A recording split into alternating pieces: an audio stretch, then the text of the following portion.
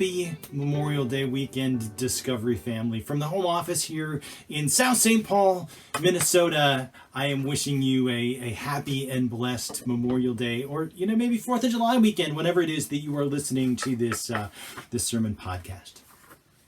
All right, this is Memorial Day weekend when I'm doing this, and it's a weekend for fun, it's a weekend for food, it's a weekend for camping. Not this weekend for us, but it reminds me when my two older sons were in Boy Scouts. We used to go camping a lot. I used to go camping with them quite a bit, which meant I would take my wife's Explorer, I would tow the Boy Scout trailer, and I would have 5 or 6 teenage boys in my wife's car, which, by the way, she said smelled every time I brought it back. I don't know why. But I don't know how this tradition started, but we started listening to Skillet. My son Tyler had 2 Skillet CDs in the truck, and it became our tradition to listen to Skillet. Now, if you've never listened to Skillet, Skillet is a Christian band, but you're probably not going to hear them played much on KTIS, if at all. Skillet likes to talk about themselves as a rock / grunge / metal band. So think Michael W. Smith meets Metallica. That's Skillet. I bring this up because on their album Rise that we listened to quite a bit, there was a song on there that I think could become the anthem of the apocalypse, or the perfect peace for the pandemic, if you prefer. It's a great alliteration. I like it. So it was written in 2013, and the song is called Sick of It. Singer-songwriter, lead singer John Cooper said this in an interview. He said the song was about, quote, the terrible things that happened today. He wrote the song shortly after the Boston school bombing, or the Boston Marathon bombing, sorry. It's when those things happen in the news where you just look at it and you think, are you serious? You've got to be kidding.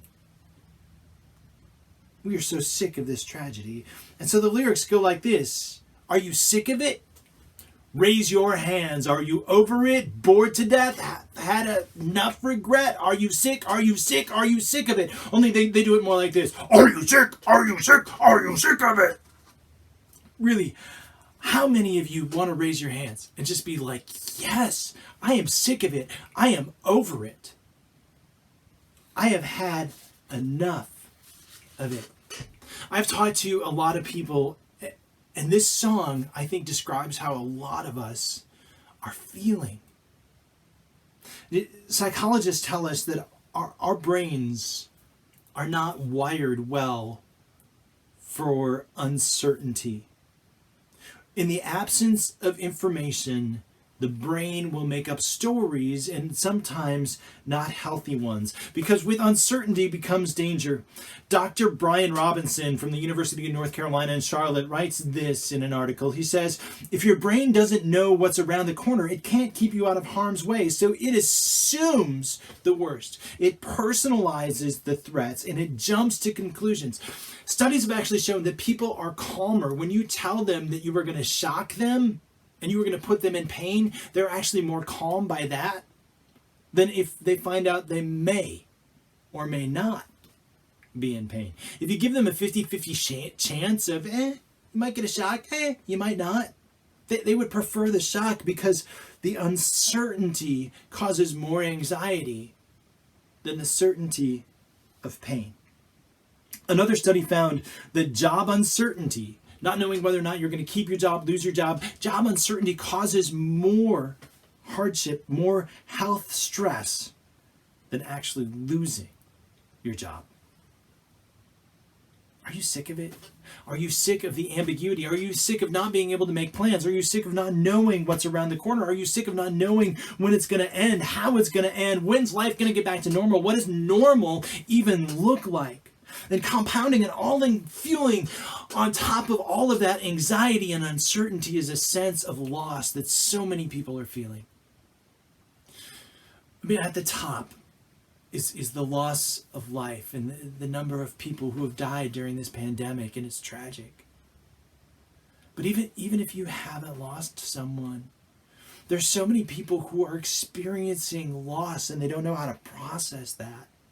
From job loss to financial security to milestones that we were planning to celebrate, milestones like prom and graduation, and we're trying to do the best we can and hold them online, but it's not the same. And so people are feeling that sense of loss. We're feeling a sense of loss over our normal, over our routine, over what life used to be like, over what we planned for life to be like. And we are feeling a loss of control as a result. We've all lost something. Even if it's just our sense of normal, even if it's just our sense of predictability and knowing and planning, and living in uncertainty is difficult. So if you have lost something of value to you in this pandemic, I just want to ask, have you taken time to grieve that loss, to name it, to grieve it, and to take it to God? As I was preparing for this message, I was reminded of a passage from the Old Testament. So in the Old Testament, there's this short book called Lamentations, and it's written about around 600 BC, so 600 years before Jesus Christ. And it's written by a prophet named Jeremiah. And so here's what's going on at that time. About 600 years before Jesus, the Babylonian Empire comes in and they destroy Jerusalem. And they take a bunch of Jewish people into captivity and make them slaves. And so now Israel has gone from this proud nation. Jerusalem's gone from this proud capital to this temple where God himself dwelt, to ruins. And Jeremiah is lamenting this loss. And here's what he writes. Jerusalem, once so full of people, is now deserted. The roads to Jerusalem are in mourning, for the crowds no longer come to celebrate the festivals. Does that sound familiar? Streets are empty. The crowds are no longer coming to celebrate the festivals. The festivals have been shut down. For 4.5 chapters, Jeremiah grieves loss after loss after loss. And it's not just for lives that have been lost, but for the sense of pride and the sense of purpose. Here's some of the things that Jeremiah says. He says, joy has left our hearts. The crowns have fallen from our heads. Our hearts are sick and weary. Our eyes have grown dim with tears. For 5.5 chapters, on and on, over and over, he is lamenting all of the losses. And then near the very end of the book, this is what Jeremiah writes. He says, but Lord, you remain the same forever. Your throne continues from generation to generation. Restore us, O Lord, and bring us back to you again. Give us back the joy we once had. You find yourself praying a prayer like that? God, bring me back the joy I once had. Bring me back the normal that I took for granted. Bring me back the blessings that I didn't even realize were blessings at the time. Bring me back those things that I took for granted. Bring us back our joy. And I can't help but wonder, in the midst of storms, in the midst of chaos, in the midst of struggle, where do you go? What do you rely on to get you through? Who do you turn to? In the Bible, Matthew, who is a disciple of Jesus, wrote one of the 4 Gospels. And if you're new to this Christianity thing, a gospel just means good news. We have 4 Gospels in the Bible, written by 4 different people. And gospel, again, just means good news. They're stories of the life of Jesus, stories about what Jesus taught and what he did while he was here on earth. And Matthew tells a story about Jesus in a boat. There's a couple of them in Matthew. I want to look at the first one here. Matthew chapter 8. This is what Matthew writes. Then Jesus got into the boat and started out across the lake with his disciples, when suddenly a fierce storm struck the lake, and the waves were breaking into the boat. But Jesus was sleeping. The disciples went and woke him, shouting. All right, so picture that scene, right? Jesus is sleeping. All the wind and the waves and the boat's rocking and everybody's getting sick and the waves are crashing over and it's raining and Jesus is sleeping. And the disciples shout at him, "Lord, save us, we're going to drown." Jesus responded, "Why are you so afraid? You have so little faith." Then he got up, he rebuked the wind and the waves, and suddenly there was a great calm. And the disciples were amazed. "Who is this man?" they asked. "Even the wind and the waves obey him." All right, now, I want you to imagine that you are one of the disciples, right? So you're in there, and there's just all this chaos going on. Jesus is sleeping.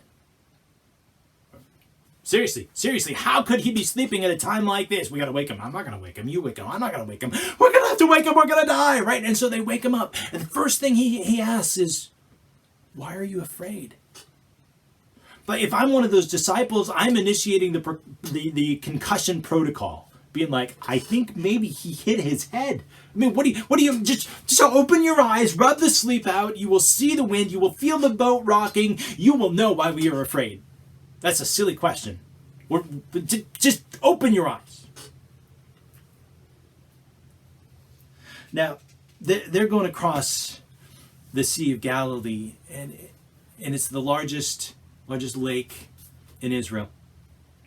Just to give you some perspective, it is 64 square miles.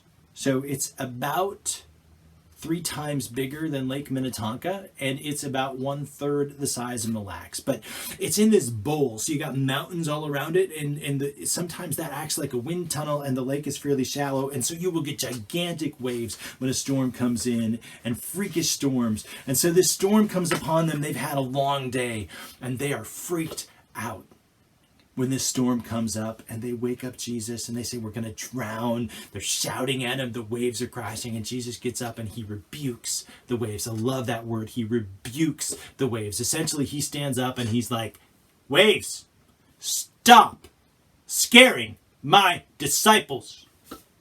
Naughty waves." And then suddenly we go from chaos to calm in an instant. And Matthew doesn't say this, but I like to think that Jesus is just like, "I'm going back to sleep. Wake me when we get to the other side." Here's the thing. Jesus is with the disciples in the boat. The storm still comes. The storm still comes. They don't have clear sailing. It's not just all easy street. The storm still comes. But Jesus is there. Jesus is with them in the boat. So here's the first thing that I want you to see. Even in the midst of the storm, God is with you. God will be with you in the midst of the storm. He is with you in the storm. See, we don't serve a God who just sits on a throne and is like, "Oh, hands off, stay away, not going to do anything, you're on your own, I don't care, I got a golf game, got a tea time at 3 o'clock, don't bother me between 3 and 7. You are not on your own. You are not alone.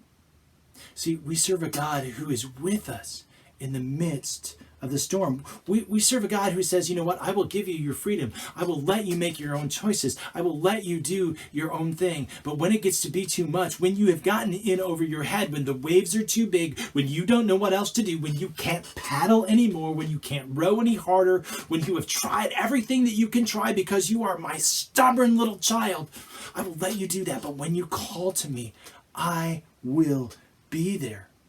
I am there with you. I am there for you." It's a promise that God made to Joshua. Joshua was the person that led the people of Israel into the promised land. And this was what God promises him in Joshua chapter 1. God says to Joshua, I will never leave you. I will never forsake you. And it's the same promise that Jesus echoes when he sends his disciples out into the world. He says, I am with you always, even to the very end of the age. See, we are going to go through storms.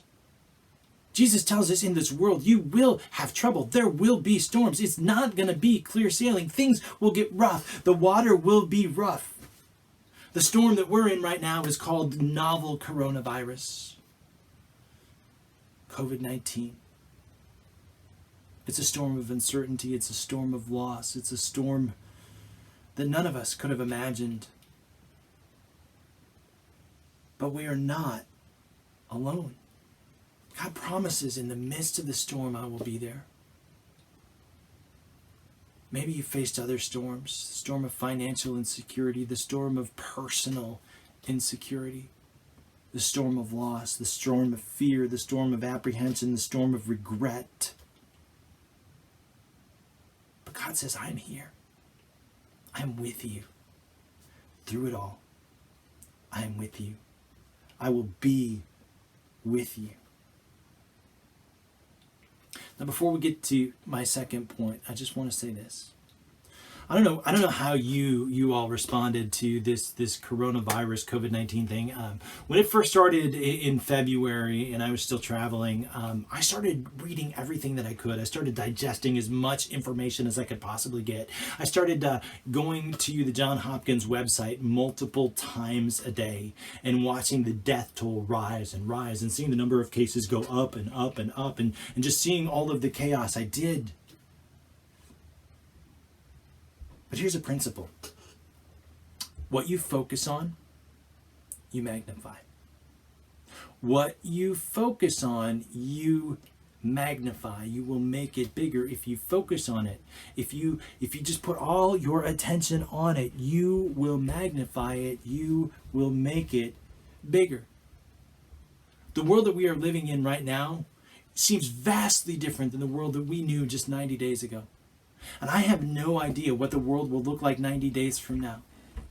But I do know this. If we go through those next 90 days focused on the virus, living with fear and apprehension and uncertainty, if that's what we are focused on, then we will have 90 days of uncertainty, fear, and apprehension.